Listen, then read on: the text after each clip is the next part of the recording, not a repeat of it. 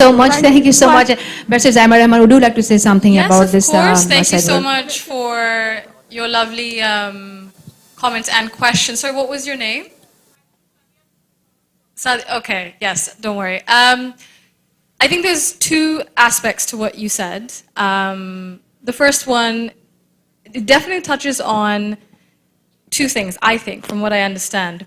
That the world, whether it's education, whether it's professional life, or climate change issues, anything, safety, security in terms of transport, it's designed for men to be safe, to succeed. It's not really designed for women. Women have to fit in somehow. And so the buses, the roads, maybe they're not the safest for us, accommodation, climate change, policies, disaster planning isn't taken into mind, exam season, it's not taken into mind. And of course, we live in a society with certain cultural norms and practices.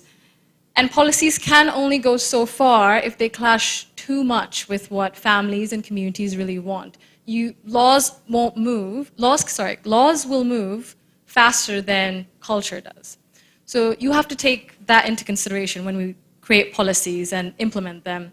So, for example, my grandmother's policy about food for education, cash for education, it understood what the barrier was for a lot of girls going to school. And so when it was able to meet that sort of sweet point about where culture is a barrier and where incentive can work, more girls were able to go into education. So I think when we think about adjusting maybe more flexible working, flexible entry points into work, because I believe, Rupali, you said something about women leaving careers at very crucial points where they might reach that promotion because of family obligations, because of childcare, and so on and so forth. So flexible entry points are probably needed. Sure, we have maternity care, but maybe that has to be expanded nationally by statute and by, I'm sure, private enterprises as well. Daycare centers, definitely, that's something I believe my dad is very keen on. He was very hands-on with me as well, as I mentioned. So he understands how difficult it can be to manage childcare. So if that's more accessible for people, say, working in the garment factories, it's 60 to 65% women right now. That makes it quite difficult. So again, I think there needs to be a little bit of a redesign. The pen is mightier than the sword, so we can use it to redesign certain things to help women succeed more in society.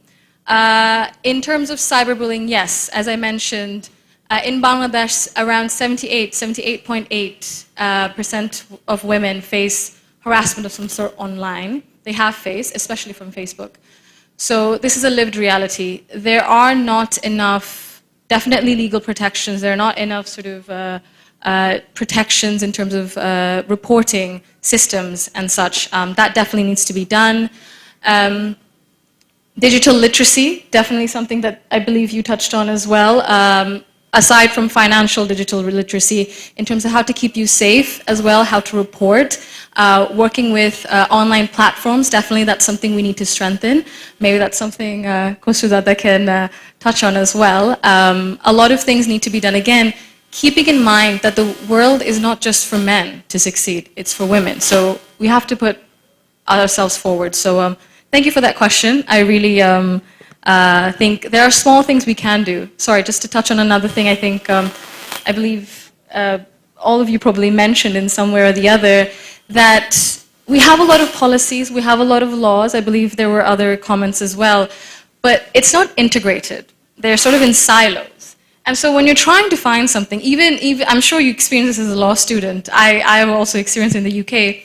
And we have a lot of things back from British colonial times. So we were trying to figure out something. It goes back and it contradicts each other, and then they actually become a bit of a binding, really. There's no smooth process. There's no sort of integrated ecosystem, really, for finances, for upskilling, for sort of labor welfare. So I think there are a lot of things, there's simple things we can do, safer transport, for example, better accommodation. So yes, little things in terms of redesign, but inshallah, that should be. Thank you so much, Mr.